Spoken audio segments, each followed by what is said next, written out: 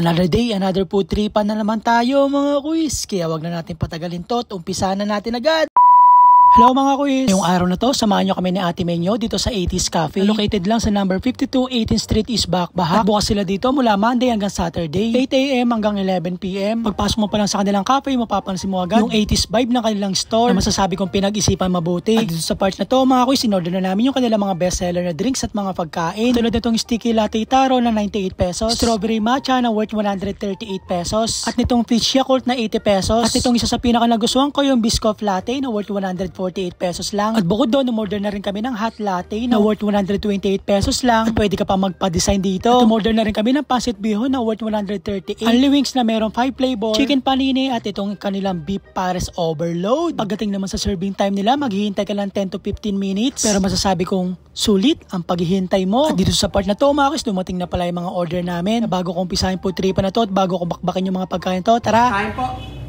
Itong kanilang only wings na 348 per head. Unang serving nila, ipapatikim nila sa inyo yung 5 flavor nila. Katulad ng soy garlic, garlic parmesan, honey butter, salted egg, at ng spicy buffalo. At kung o-order kayo ng pangalawa, pwede na kayo mag-decide kung ano bang flavor yung gusto nyo tikman ulit. Dito sa part na to, mga quiz, tinikman ko na rin yung kanilang beef pares overload na worth 158 pesos lang. Bukod dito, maaari ka rin makatikim ng regular beef pares na worth 98 pesos lang. Isa lang masasabi ko, mga quiz, grabe, kakaiba yung kanilang beef pares na talagang babalikan mo. Hindi siya katulad ng typical na beef pares na matamis. At dito sa part na to, mga quiz, tinikman ko na rin yung kanilang blueberry fruit soda na masasabi kong tamang-tama pa sa sakto ngayong summer. At itong kanilang biscoff latte na masasabi kong isa sa nagustuhan ko. Testingin nyo rin to. At dito, kanina pa pala ako hinihintay ni Ate Menyo. Kanina niya pa pala gustong tikman itong pancit bihon na talaga naman binabalik-balikan at isa sa pinaka-bestseller nila rito. At ayon kay Ate Menyo, legit daw na talaga namang masarap at talaga namang mapapa-take out ka. At bukod doon, nagustuhan niya rin yung 5 flavor ng only wings nila. Ayon kay Ate Menyo, binayad nyo na 348 pesos na per head, 100%